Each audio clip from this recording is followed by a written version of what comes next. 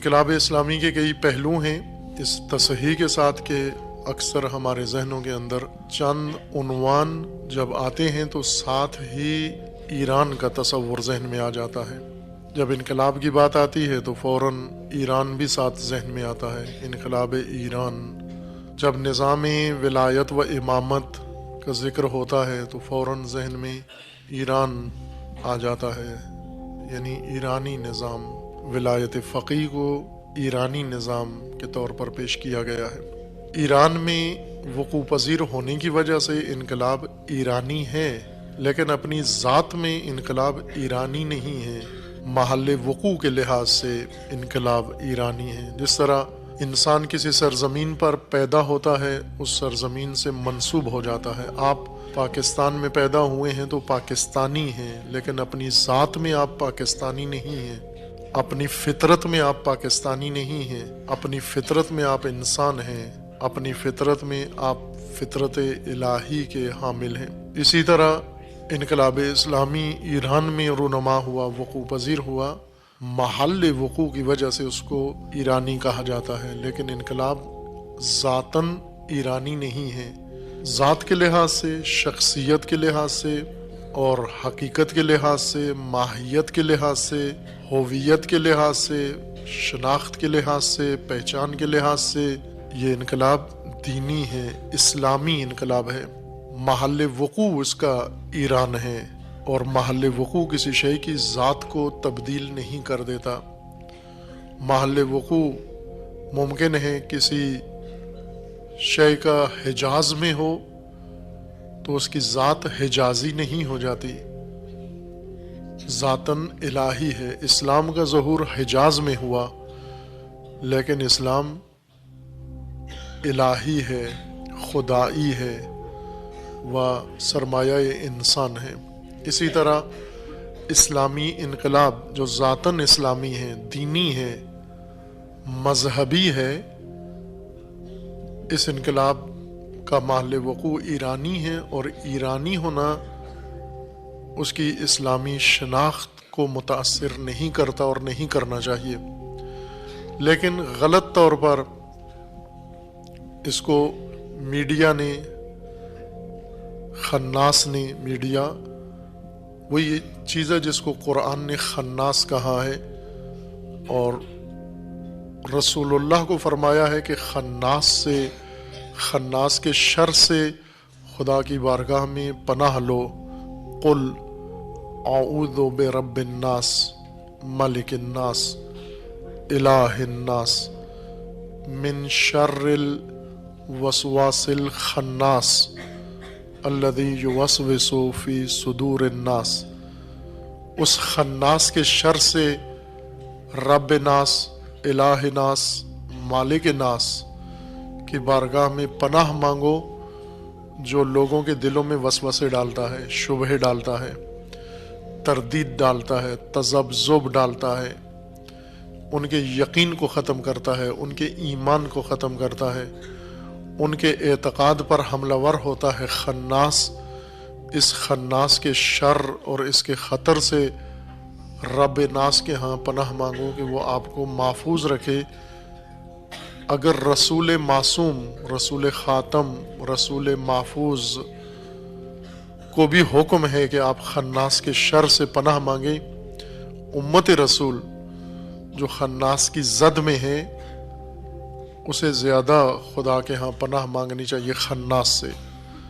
اور آج نہ صرف خناس سے ہم محفوظ نہیں بلکہ خناس کی زد میں ہیں۔ ہماری سوچ، ہمارا دین، مذہب، سیاست سب خناس بنا کر ہمیں دیتا ہے، اور اس خناس نے ہر چیز ہماری بدل دی ہے، تبدیل کر دی ہے، ہمارے مقدسات کو نامقدس بنا دیا ہے اور نامقدسات کو مقدس بنا دیا ہمارے لیے۔ خناس نے بدل دیا، ایمان بدل دیا لوگوں کا۔ اسی خناس نے انقلاب کے خلاف فضا بنائی، ماحول بنایا، اور آج وہ لوگ جن کو انقلاب کو نزدیک سے دیکھنا چاہیے، سمجھنا چاہیے اور انقلاب کی تہ تک पहुंचना चाहिए वो फ़कत खन्नास की उड़ाई हुई ख़बरों की हद तक, खन्नास के प्रोपेगेंडे की हद तक इनकलाब से आशना है। इनकलाब इस्लामी इस्लाम का हिस्सा है। इनकलाब इस्लामी ईरान का हिस्सा नहीं है। ईरान उसका महल वक़ू है। विलायत फ़क़ी ईरानी निज़ाम नहीं, इस्लामी निज़ाम है और आपके ईमान का हिस्सा है, आपके इस्लाम का हिस्सा है, आपके मज़हब का हिस्सा है। ईरानी नहीं है विलायत फ़क़ी। जो ही ज़हन में तस्वीर आती है विलायत फ़क़ी की, फ़ौरन ईरानी निज़ाम, इस्लामी निज़ाम है भाई। शिया नुक्ता निगाह से इस्लाम के निज़ाम हुकूमत को विलायत कहते हैं। अगर नबी हो मौजूद तो विलायत नबी कहलाती है, यही विलायत। अगर इमाम व मासूम व वसी मौजूद हो तो विलायत वसी कहलाती है, ये विलायत। और अगर उनका नाइब मौजूद हो फ़क़ी तो इसी को विलायत फ़क़ी कहते हैं। विलायत नबी, विलायत वसी और विलायत फ़क़ी, ये तीनों इस्लाम की विलायतें हैं, न ईरान की। अगर कल को किसी मसलन नाइजीरिया में अगर विलायत फ़क़ी का निज़ाम कायम हो जाए, मायूसों के लिए नहीं अर्ज कर रहा हूँ, नाउमीदों के लिए जो कुनूतियत में डूबे हुए हैं, उन्हें ये भी यकीन नहीं था कि नाइजीरिया में कोई शिया भी हो सकता है या नहीं। चूंकि इनका यूनिट वहाँ नहीं है इसलिए इन्हें यकीन नहीं है कि नाइजीरिया में कोई शिया भी है या नहीं है। हो जहाँ पर 12 मिलियन शिया 30 सालों के अंदर बन सकते हैं, तो आप ये न समझे कि चंद सालों के बाद वहाँ निज़ाम विलायत फ़क़ी कायम नहीं हो सकता। अगर खुदा इस मुजाहिद व मुबारिज़ को तौफीक दे और खुदा उसको दुश्मनों के शर से निजात दे, तो जो 30 साल में इतना बड़ा कारनामा कर सकता है, अगला मरहला इससे आसान है, इतना मुश्किल नहीं है, ये काम हो सकता है।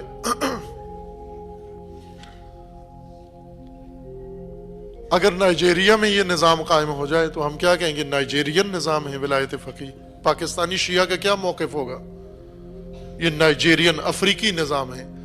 जो भी पाकिस्तान में विलायत फ़क़ी की बात करेगा उसे कहे अफ्रीका का एजेंट है, नाइजीरिया का एजेंट है। भाई अजीज मन, विलायत नबी अल्लाह की तरफ से है, विलायत वसी अल्लाह की तरफ से है, विलायत फ़क़ी भी अल्लाह की तरफ से है,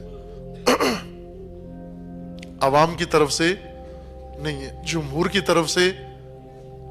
जुमहूर विलायत रखते नहीं हैं ताकि विलायत बना सकें। अल्लाह वली है साहिब विलायत, लिहाजा वली भी बना सकता है।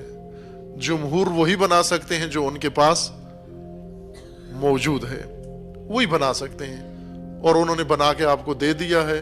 अब आपसे नहीं संभाला जाता तो जुमहूर का इसमें कोई कसूर नहीं है। जुमहूर यही बना सकते हैं जो आपको बनाकर दे दिया है उन्होंने।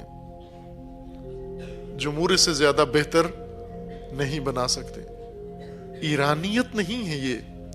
तशय्यो कम से कम अपने जहन वाज़े करे। अगर बाकी नहीं चाहते, कि कुछ लोग नहीं चाहते इस बारे में, कंफ्यूज रहना चाहते हैं, लेकिन शिया को निकलना चाहिए इस कंफ्यूजन से। ये आपका दीन है, आपका मजहब है, आपका ईमान है। ये ईरान में अगर उसका ज़हूर हुआ है तो इसका मतलब नहीं कि ईरानी निज़ाम बन गया है।